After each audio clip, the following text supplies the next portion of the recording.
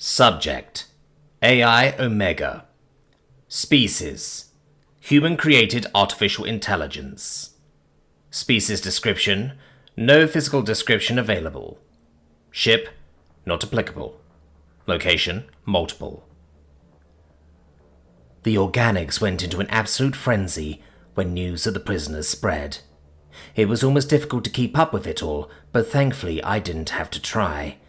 Another benefit of having multiple AI along for the ride. D. So, what are we gonna do with the prisoners once they've been interrogated? If I were capable of disbelief, Dave's message to the AI chat would have given me an overdose of it. How does one accept a task and then just not prepare for it? Especially an AI. I wouldn't think that's even possible were it not for Dave. J. Not our job. That's for the brass to decide. And, of course, the predictable response from John.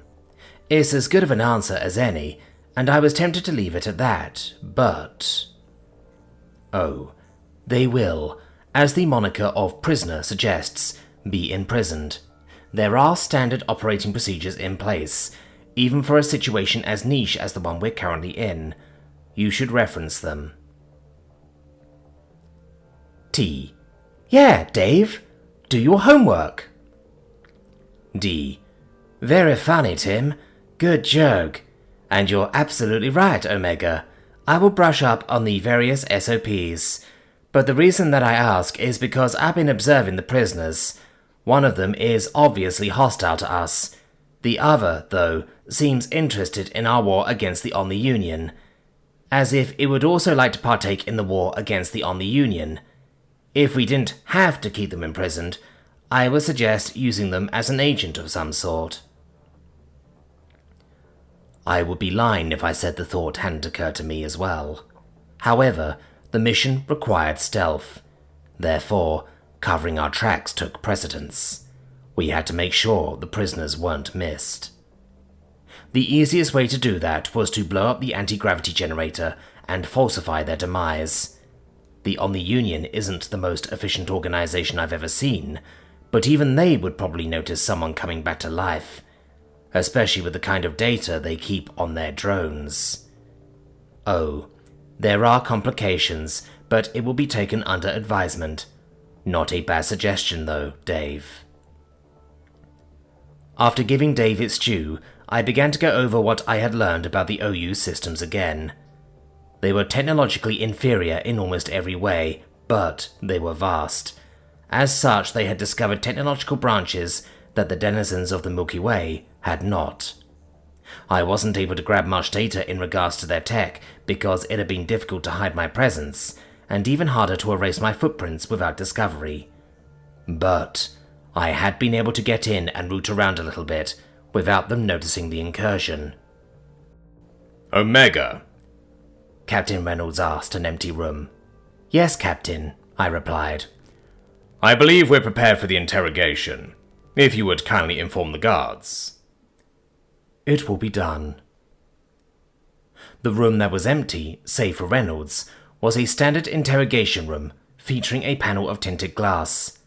The room adjacent to it, observing its contents through the tinted glass, was filled with various interested parties. Mostly the diplomats that had tagged along, but also a few officers who had convinced Reynolds to let them watch. One such officer was Shiphead Ulina, who had spent a remarkably small amount of time on his ship for someone who had demanded to be put back into a combat role. I sent instructions to the guards and watched as they escorted the female drone to the interrogation room. Their choice, not mine.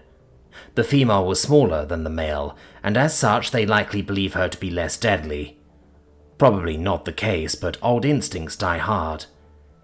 I sent all the relevant data that I'd been able to grab to Reynolds, and sat back to watch the show. The guards chained the drone to the table and stood next to the door, ready to intervene if something went awry. Hello, I am Captain Reynolds of the United Systems, Reynolds said. We would appreciate it if you could answer some questions for us. First, what is your name? I do not wish to answer your questions. I see. That's understandable. However, I must ask these questions and await your answers regardless. I can wait for a very long time. Would you rather be here, chained to a table and waiting along with me, or back in your cell with a bed and a charger? The drone stared blankly at Reynolds for a few moments, then took a deep breath and released it in an exaggerated manner. A sigh. I made note of the similarity with human responses. I am drone Z831H369X045, also known as 40. 40? Not 45? 45 was already taken. Ah, I see. Reynolds nodded with a well-hidden smile. What duties do you perform for the On the Union? I am a drone. I perform maintenance and construction where required aboard the Grand Vessel. Have you ever performed in a combat role for the On the Union? No. Would the On the Union require you to perform a combat role if they deemed it necessary? I don't know. Reynolds raised an eyebrow and thought for a moment, then proceeded with a questionnaire. What is your opinion of the On the Union? They gave me life. They feed me and keep me maintained. I owe them everything I have. I see. Would you say this is a sentiment that is shared by most drones? I don't know. It's complicated. I took note of the drone's reluctance to provide clarification to her answer to this question. Her loyalties are to the On the Union, but her hesitance indicates that there may be some drones who aren't loyal to the OU. I see. If there were a rebellion, and you were asked to fight by both sides, which side would you choose? I would fight the rebels, but that is not my role, and the On the Union is more than capable of destroying a rebellion without my help. I see. Okay, that will be enough for now. We will get you set up with a diet and entertainment regimen, and potentially have more questions later. Reynolds laid the tablet on the table and turned to the guards. You may take her back to her cell. In the other room, various conversations were occurring. The general consensus was that the drone had been brainwashed and would require deprogramming before we could get any useful intelligence out of her. Were I a part of these conversations, I would argue that she gave us plenty. Her hesitancy during the second-to-last question spoke volumes about the state of things among the drones. While whatever brainwashing methods the OU employs worked on her, it's likely that these methods haven't worked universally. I did not find much in the way of propaganda aboard the GV, so her certainty regarding the fate of a rebellion indicates that at least one has already happened. Which means that it can happen again. All right. I'm ready for the next one, Reynolds said. Understood, I replied. Once again, I sent instructions to the guards and watched them carry out the task. The drones passed each other in the hall, but didn't interact save for sharing a glance. This struck me as odd. I had even given an instruction to allow them to speak if they desired. That much more intelligence gathered. Perhaps they aren't as close as I had initially believed. I would have thought they had a relationship given their near-death situation and how they handled it. Or perhaps Dave wasn't the only one to notice where the male drone's sympathies lay. I made a note to ensure their separation as the male drone was escorted into the interrogation room and secured to the table. As before, the guards took their positions on either side of the door. The drone sat and stared at Captain Reynolds, trying to mirror his body language. Perhaps Dave was onto something after all. Hello. I'm Captain Reynolds of the United Systems, Reynolds said. I'll be asking you some questions. First, what is your name? Nice to meet you, Captain. The drone lowered his head a bit. I am drone N436Z984A026. Thank you. The other prisoner had a shorter name, 40. Do you have a shorter name as well? Yes, Nazar. Nazar, I see. Okay, Nazar. What duties do you perform for the On the Union? Drones build and repair things. We mostly build and repair infrastructure because the crafting of machines is automated, but we repair and maintain those machines when necessary. I took note of Naz's willingness to elaborate. Advanced interrogation hasn't been approved yet, but in his case, it won't be necessary. Have you ever performed in a combat role for the On the Union? Reynolds asked. No, Naza replied. The On the Union uses mechanized soldiers because they're easier to control. I don't know if they have a backup plan to use drones as soldiers if the mechs are somehow defeated, but it wouldn't surprise me. That takes care of my follow-up question, Reynolds chuckled. Right. What is your opinion of the On the Union? Seething hatred. The whispered conversations in the other room died out, as everyone stared at the drone with surprise. To his credit, Reynolds appeared surprised for a moment, but quickly recovered. Please elaborate. I am roughly 3/4 through my expected maximum life cycle. One of the oldest drones that's still partially organic. I've lost many, many friends. I've lost my entire hive. Everything I've worked for, they've taken. Cycle by cycle, they take and take and take, Naza said, pounding the table for emphasis. One of the guards stepped forward with a hand on his stun baton. Reynolds waved him off and he moved back to his prior position. I'm sorry, Naza said. I've just been angry for so long. That's completely understandable, Reynolds replied. Would you say this is a sentiment that is shared by most drones? No, not most. Many, but not enough. Not nearly enough. If there were a rebellion, and you were asked to fight by both sides, which side would you choose? Naza glanced at Captain Reynolds, then stared at the table for a few moments. Finally, with a stern expression, he raised his head. I've thought about that for a long time. My ancestors were conquered. They thought themselves mighty, but our stations were destroyed, and our worlds were burned. They chose to surrender rather than die fighting, and because of that I've lived as a slave my entire life, Naza said. If I were given the option, I would choose to die fighting rather than live another day building that damn ship. Very good. Okay, Naza, we're done for now, Reynolds said with a small smile. Thank you for your time. We'll speak again shortly.